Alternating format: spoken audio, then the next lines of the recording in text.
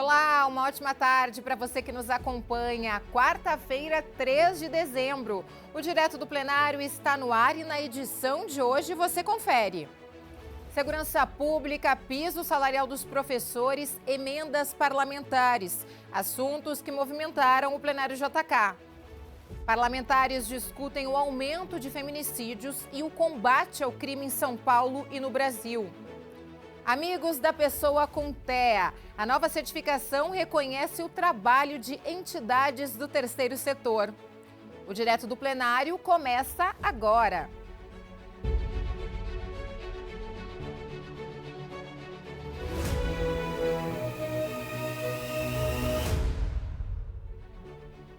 Seja bem-vindo, seja muito bem-vinda. Você fica sabendo que a última reunião da Comissão de Relações Internacionais, ela acabou há poucos instantes. Foi realizada aqui na Alesp. A Carolina Franca traz as informações. A Comissão de Relações Internacionais da Assembleia Legislativa de São Paulo realizou a última reunião com a presença de uma representação consular aqui na Alesp. O grupo de trabalho ainda tem 2 compromissos antes de encerrar as atividades no ano de 2025. Ao meu lado, o presidente da comissão, deputado Paulo Fiorilo, do PT, traz os detalhes desses 2 compromissos. Deputado. Então, nós concluímos as reuniões com os representantes consulares. Hoje a gente teve aqui o cônsul de Portugal. E agora a gente ainda tem 2 atividades que a comissão realiza. Uma é um seminário sobre Israel, deve acontecer no dia 17 de dezembro. E a outra, na segunda-feira, dia 8, à tarde, nós vamos unir as câmaras de comércio dos países nórdicos para dialogar sobre parcerias entre o Estado de São Paulo e esses países. Essas são as 2 últimas atividades deste ano e nós retomamos os trabalhos no próximo ano com outras representações consulares. E o grupo tem recebido aí, durante o ano de 2025, várias representações internacionais e cônsules. Como o senhor avalia os trabalhos deste ano?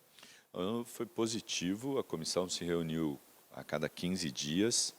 Nós tivemos quórum na maioria das reuniões, com a presença dessas representações. Começamos com a Itália e terminamos com Portugal, mas passamos por Angola, pelo Paraguai, pelo Uruguai, fizemos com a Alemanha, tivemos várias representações importantes aqui nessa casa. E apesar de São Paulo estar em nível estadual, qual é a importância de ter essa relação com outras nações? São Paulo é um país, do ponto de vista da sua economia, da sua importância no país, no Brasil. E fortalecer essas relações aqui no Parlamento, ela tem uma importância muito grande porque traz as representações consulares e a gente dialoga sobre oportunidades, tanto do ponto de vista comercial, mas também cultural, várias atividades começam a surgir a partir daí. Então, por isso é importante o Parlamento poder fazer esse debate com as representações. E a população pode esperar mais encontros como esse em 2026? Com certeza. Eu queria fazer só um reparo, a Alemanha ainda não veio, nós vamos trazê-la com certeza, assim como vamos trazer outras representações, tanto representações da Europa, como das Américas, da Ásia e assim por diante. Então a ideia é que a gente tenha uma pauta no primeiro semestre do ano que vem, recheada de convidados internacionais. Um trabalho muito importante da comissão. Obrigada, Carolina, deputado Paulo Fiorilo também. E a partir das 14 horas inicia a sessão ordinária de número 176, com a ordem do dia no plenário Juscelino Kubitschek. Agora você confere os assuntos que movimentaram a sessão plenária desta terça-feira. O deputado Reis, do Partido dos Trabalhadores, falou sobre a mudança de comando na Secretaria de Segurança Pública do Estado de São Paulo. Veja. Hoje, observando no Diário Oficial, eu vi que o governador publicou lá um decreto exonerando o secretário da Segurança Pública, Guilherme Muraro Derrite. Então, a partir de hoje, o secretário Derrite não é mais secretário de Segurança Pública, o ex-secretário Derrite, né? Por conta dessa publicação. E foi nomeado o doutor Oswaldo Nico Gonçalves para exercer o cargo de secretário da Segurança Pública a partir de hoje. Eu quero dizer aqui sobre o secretário que saiu. O secretário que entrou, a gente espera que ele realmente possa administrar a segurança pública com mais equilíbrio, fortalecendo as instituições policiais, garantindo investimentos, né? Porque o secretário que estava, ele olhava muito para investimento, para compras de viaturas na Polícia Militar, mas a Polícia Civil foi deixado de lado. Agora nós temos um secretário que é da Polícia Civil. Nós não queremos que a Polícia Militar seja deixada de lado, né? Que haja investimentos nas duas polícias, mas que haja nas duas polícias, não em uma ou em outra. E o secretário Derrite, ele foi um dos que falou muito, ele é muito bom de mídia, ele é muito bom de Facebook, de Instagram, mas de resultados ele é muito ruim. A deputada professora Bebel, também do Partido dos Trabalhadores, destacou a luta dos professores pelo cumprimento do piso salarial. Veja. Estou, nesse momento, passando uma informação. Primeiro, agradecer meus colegas, né, da PUESP que estão aqui e vão nos acompanhar hoje por conta desta forma de regulamentar o ICMS Educação, né, e de distribuição de recursos que vai se tornar muito injusta na nossa opinião, né, de acordo com o PL que está na casa. Mas a outra questão que é de suma importância para nós é a tramitação no STF do piso salarial profissional nacional. É qualquer tramitação do piso? Não. É a possibilidade de nós termos repercussão geral na carreira. Ou seja, nós não mais, o governador não mais, se aprovado esse entendimento, deputado Reis, ele vai parar de dar bonificação para poder chegar ao teto e não cumprir o piso, né? Desta forma, ele não só tem que cumprir o piso, como também tem que ter impacto na carreira, ou seja, incidir sobre quinquênios, sexta parte, né? Enfim, estamos na torcida, é um plenário virtual, né? Portanto, a gente não tem muito como agir, mas, de qualquer forma, né, a Confederação Nacional dos Trabalhadores em Educação, confederação esta, que a PUESP é afiliada, distribuiu, inclusive, né, recursos no STF para que a gente obtenha essa vitória e a gente pare com esse sofrimento de ficar todo ano, né, lutando por uma coisa que é lei, mas que não é cumprida no Estado de São Paulo. Ainda no tema da educação, o deputado Carlos Gianazzi, do PSOL, falou sobre o uso das plataformas digitais nas escolas. Acompanhe. Eu quero aqui repercutir uma notícia muito importante, publicada hoje na imprensa, que atende às nossas reivindicações e repercute as denúncias que nós estamos fazendo há muito tempo aqui na Assembleia Legislativa e também junto ao magistério estadual, junto ao setor da educação, que é essa ação do Ministério Público Estadual e da Defensoria Pública do Estado de São Paulo, né? Ambos entraram com uma ação civil pública no Tribunal de Justiça aqui do Estado de São Paulo. Antes disso, o MP tinha feito uma recomendação apenas à Secretaria da Educação, ao secretário empresário da Educação, Renato Feder, sobre essa questão do uso das plataformas digitais, da obrigatoriedade das plataformas digitais nas escolas da rede estadual, porque nós estamos denunciando já há muito tempo que há uma máfia, que há uma ditadura dessas plataformas digitais, que estão enriquecendo as empresas de tecnologia que vendem essas plataformas por valores milionários. Tem plataforma que custa 100 milhões de reais, a outra custa 70 milhões. Nós já denunciamos exaustivamente, né, esses valores. Foram mais de 500 milhões gastos com plataformas digitais que estão acabando com a autonomia pedagógica dos professores. O atendimento mais eficiente às vítimas de crimes foi o tema levado ao plenário pela deputada delegada Raquel Galinatti, do PL. A parlamentar tem um projeto de lei nessa área, veja. Eu venho aqui apresentar um projeto de lei extremamente importante na atual visão do nosso sistema de justiça. Vivenciamos um sistema de justiça criminal completamente equivocado, em que a vítima, ela figura apenas como um mero objeto do sistema de justiça, figurando como testemunha da condenação daquele que praticou o crime. É um acessório.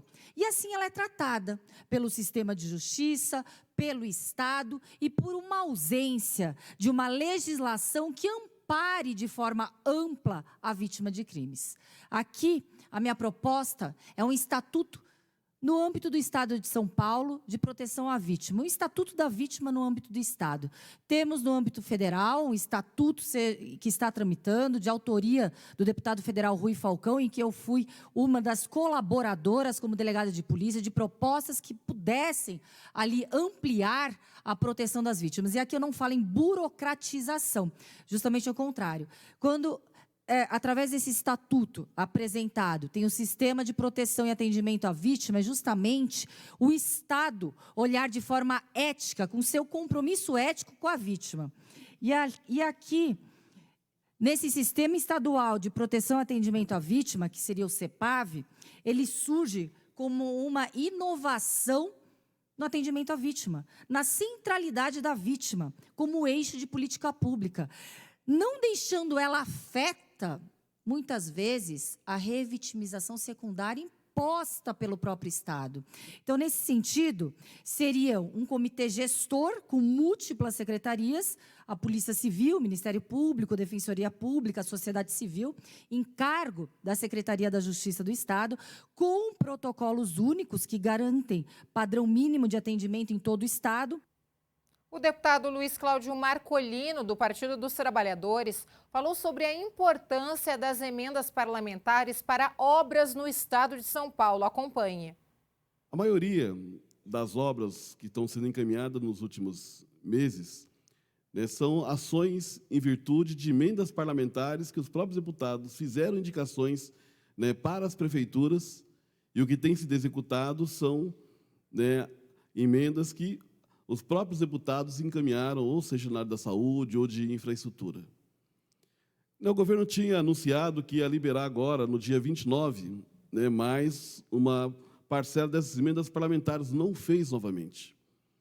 Há 2 anos que as cidades são, né, municípios de interesse turístico, que não recebe ou não foi, né, aprovado os projetos lá apresentados. O que tem sido pago para os municípios de interesse turístico são projetos que tinha ainda do governo passado, né, do Rodrigo Garcia, que tem sido executado. Esse é o governo do Estado de São Paulo, que faz uma gestão, né, quase 3 anos, e a gente não vê, né, para que veio esse governador. Ele vem para privatizar o Sabesp, a IMAI, parte da CPTM, parte do metrô, né, o desmonte da educação pública do Estado de São Paulo, né, com PPPs, né, o desmonte, né, da estrutura, né, que nós vimos agora, na semana passada, a FURP. Então, a gente percebe que o governador Tarcísio ele não tem uma preocupação com o Estado de São Paulo. O pouco que nós tínhamos aqui de empresas públicas praticamente foi vendida, né, nesses 3 anos de governo e não tem atendido corretamente como deveria atender, né, os prefeitos do Estado de São Paulo. Com emoção e indignação, a deputada Tainara Faria, também do Partido dos Trabalhadores, falou sobre os últimos casos de feminicídio que chocaram o país e a importância do combate à violência contra as mulheres. Veja. Eu nunca falei publicamente sobre isso, mas eu nunca quis usar isso como instrumento de eleição, nunca foi pauta, para campanhas. Mas eu venho de um lar de muita violência doméstica. A minha mãe, ainda grávida do meu irmão mais novo, o meu padrasto desferia chutes na barriga dela, arrastava o rosto dela no chapisco dos muros na cidade, arrastava ela pelo cabelo no asfalto. Isso há praticamente 25 anos atrás. E agora a gente é obrigado a ver uma cena como essa, que eu não gostaria de compartilhar com vocês, mas é necessário. Em Icauã, no Recife, um homem espancou a esposa, A esposa foi pedir ajuda, a vizinha disse que a acolheria, e quando ela voltou para casa para pegar o filho mais novo, bebê de 1 ano, o homem ateou fogo nela e nos 4 filhos. Esses últimos dias, esses últimos tempos, tem sido muito difícil ser mulher no país. Aqui, neste plenário, não é diferente. As deputadas sofrem violência política de gênero diariamente. Mas o que a gente viu nos últimos dias foi um cara atirar na moça durante o serviço, um outro arrastar a ex-companheira, e ela teve que amputar as 2 pernas. Como que nós podemos nos calar diante disso? O que é mais urgente do que defender a integridade física, mental, social, patrimonial das mulheres no nosso país? A deputada Paula, da bancada feminista do PSOL, também denunciou o grande número de feminicídios no país. Acompanhe. Nós estamos diante de uma grave, de uma sistemática, de um ataque cínico e brutal às mulheres do nosso país. Um ataque que reflete uma estrutura machista que insiste em dominar corpos, vontades e destinos de mulheres. Eu quero começar pelos números, registros frios, cruéis, incontestáveis. Em todo o nosso país, no ano de 2024, foram registrados 1.459 feminicídios, o maior número desde 2020, o que representa, em média, 4 mulheres mortas por dia, simplesmente por serem mulheres. No estado de São Paulo, esse drama é gritante. Nos primeiros 6 meses de 2025, foram investigados 128 feminicídios, de acordo com a Secretaria de Segurança Pública. Cerca de 21 assassinatos de mulheres por mês. 7 vidas, em média, ceifadas a cada 4 semanas no nosso estado. Na capital, os dados são assustadores. De janeiro a outubro desse ano, foram registrados 53 feminicídios, o maior número desde que as estatísticas começaram a ser contabilizadas em 2015. Esses números não são abstrações, são realidades que manifestam o horror que nós vivemos recentemente e que a gente não pode nem esquecer e nem normalizar. Eu quero pensar no caso da mulher que foi arrastada por mais de 1 quilômetro na Marginal Tietê, por um ex-companheiro. A brutalidade desse ato, que é atropelar, prender o corpo ao carro, arrastar, expõe a lógica cruel de quem vê o corpo feminino como propriedade, como descartável, como subjugável. O deputado Capitão Telhada, do Partido Progressista, também falou sobre os casos de feminicídio e o combate ao crime. Acompanhe. Eu não posso, como um homem da segurança pública, capitão da Polícia Militar, hoje na função de deputado, deixar de falar a respeito dessa ocorrência, presidente. Eu quero trazer um enfoque um pouco diferente. Primeiro, eu quero parabenizar a Polícia Militar e a Polícia Civil pela rápida atuação nesse caso. Um caso passional, um caso que tinha um envolvimento relativamente ali amoroso, ou pelo menos por parte do agressor, ele achava que tinha alguma coisa, por ciúme, agiu de maneira covarde, atacando uma ex-companheira, atacando a jovem Tainara com seu veículo, cometendo o atropelamento e, na minha visão, e me parece também na visão do delegado de polícia, que registrou o caso com a intenção de matar, com a intenção de causar ferimento, ele não só atropelou, ele foi e voltou com um veículo em cima da vítima e ainda a arrastou por cerca de 1 quilômetro da Zona Norte até a Marginal Tietê, aqui da capital.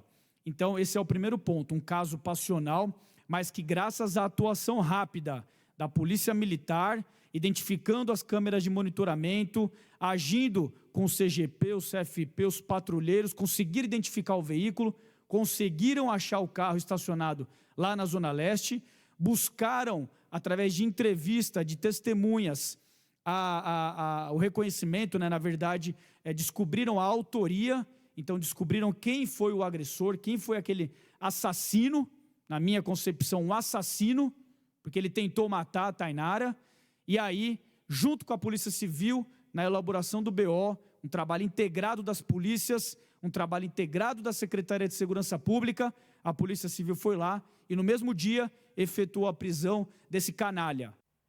Ainda sobre o tema, a deputada estadual Dani Alonso, do PL, presidente da Comissão de Defesa dos Direitos das Mulheres aqui da Assembleia Legislativa do Estado de São Paulo, manifesta profunda indignação diante da tentativa de feminicídio contra uma mulher de 31 anos, atropelada e arrastada por aproximadamente 1 quilômetro na zona norte de São Paulo. Na manhã do último sábado, dia 29, isso aconteceu. O episódio, marcado por tamanha brutalidade, evidencia a urgência de fortalecer as políticas de prevenção à violência de gênero e de intensificar o enfrentamento à escala de agressões contra mulheres em todo o estado. Reiteramos nosso compromisso permanente com a defesa da vida, da dignidade e da segurança das mulheres. Seguimos atuando para que nenhuma mulher tenha sua história interrompida ou marcada pela violência. Nenhuma agressão pode ser tolerada. Justiça e proteção são prioridades, encerra a nota da deputada Dani Alonso. O Direto do Plenário faz um rápido intervalo. Continue com a gente. Até já.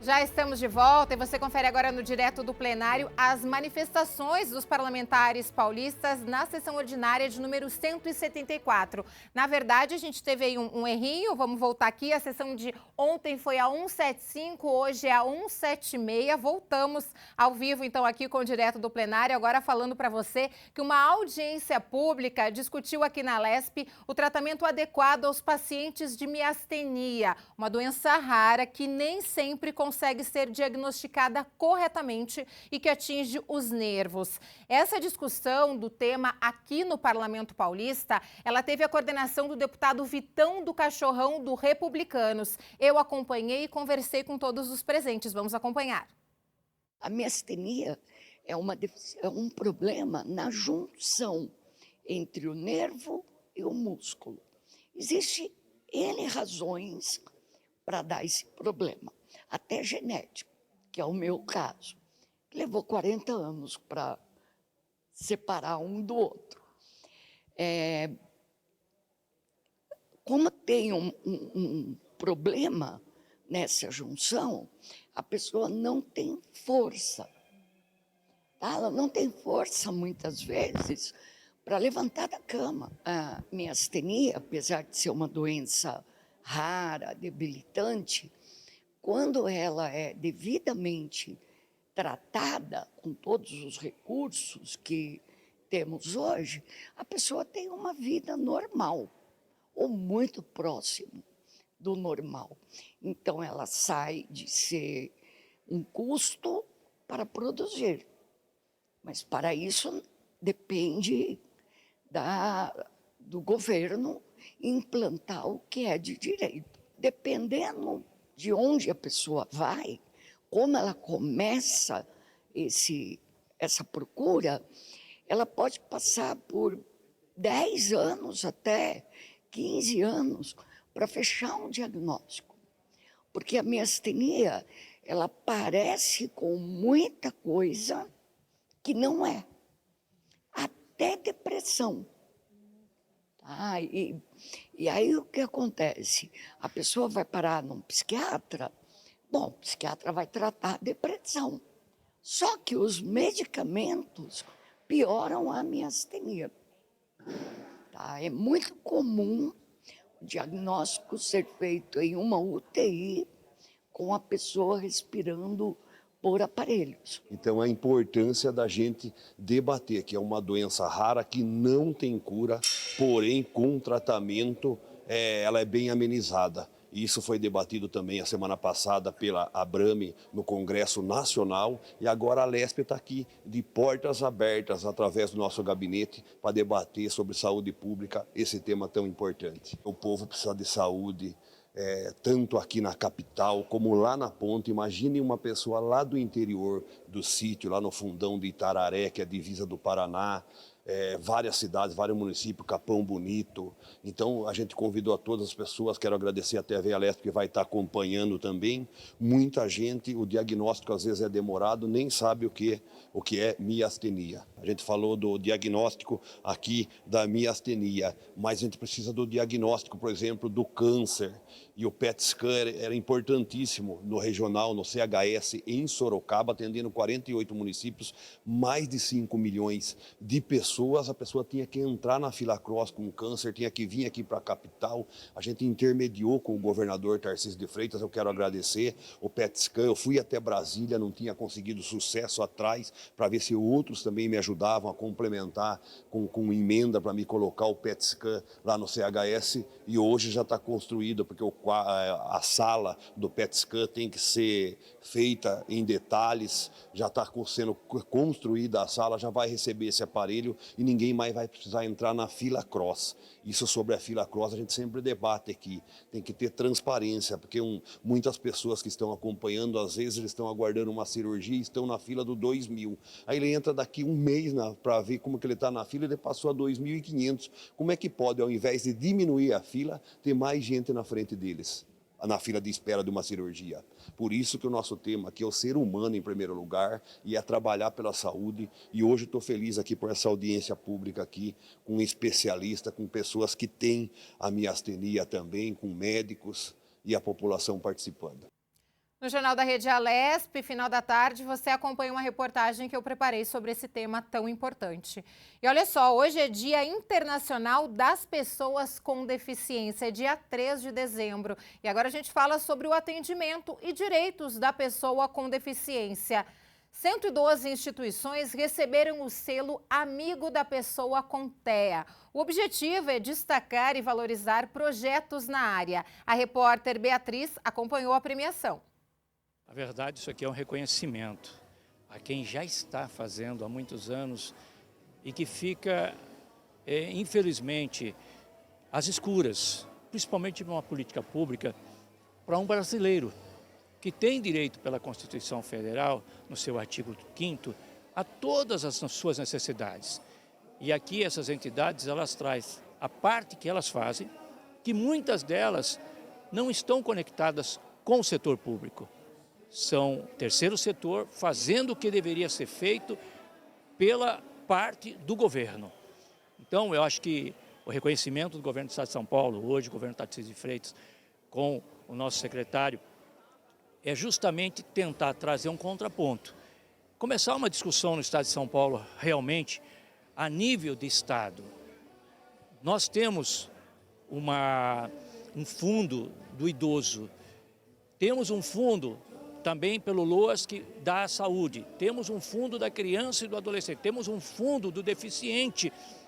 Agora, quem está realmente se beneficiando desses fundos se as pessoas que estão aqui não estão participando? Então, com o selo agora, eu acho que é uma oportunidade do governo saber quais são as entidades envolvidas no setor TEA, para que ele chame essas pessoas para realmente fazer parte desse montante. Porque nós estamos falando de 9% de renúncia do governo. Se nós tivermos um orçamento aí de 360, 370 bi, nós estamos falando de quanto? De 33 bi no mínimo. Daria para fazer muita coisa, mudar a vida de muitos autistas e de muitas pessoas que têm deficiência no estado de São Paulo. É com grande satisfação que hoje aqui no Centro TEA Paulista, a Rede TEA-G recebe o selo do Amigo Pessoa com TEA. A Rede TEA-G ela é especializada no atendimento terapêutico, multidisciplinar e interdisciplinar a crianças e adolescentes com transtorno do espectro autista. Dentro desse contexto é feito o atendimento terapêutico com físio, com fono, com psicólogo, entre outros profissionais que garante a eficácia dessa terapia. Então estamos muito felizes em receber esse selo que chancela e garante cada vez mais a Rede TEA-G no atendimento especializado a crianças com transtorno do espectro autista. E a TEA-G, ela é uma organização da sociedade civil. Isso, a TEA-G é uma organização da sociedade civil, compõe a Rede TEA-G, que atende no país todo. Temos instalações em São Paulo, em Goiás, Manaus e Mato Grosso do Sul. O centro foi feito para acolhimento, para atendimento de pessoas do estado inteiro. Então, por isso que nós temos a parte virtual, o atendimento não só presencial, mas virtual. Mas o governador Tarcísio Freitas determinou que nós levemos esse centro para cada região administrativa do Estado. Então serão mais 15 centros, nós estamos finalizando o plano de trabalho, a questão orçamentária, para poder então aproximar o centro das prefeituras e das entidades, especialmente das mãezinhas e das pessoas com terra. A ideia do selo é valorizar as boas iniciativas, sejam públicas, sejam privadas, sejam de empresas, sejam de ONGs, enfim. Valorizar aquelas iniciativas que têm poder de transformação, não são momentâneas, passageiras, que vieram para ficar, por parte da prefeitura, de OSCs, de entidades como a PAI, de empresas, e valorizando, nós estimulamos que outras empresas, outras entidades da sociedade civil, outras prefeituras sigam o mesmo caminho. Essa é a ideia do selo, comemorar as boas iniciativas e também dar visibilidade e divulgação a elas. Que bacana este reconhecimento. O Direto do Plenário fica por aqui. Tudo o que acontece no estado de São Paulo e no Parlamento Paulista, você confere nas nossas redes sociais e durante a programação da Rede Alesp. Muito obrigada pela sua companhia. Você fica agora com a sessão ordinária do Pequeno e Grande Expedientes, direto do Plenário JK. Até mais, tchau.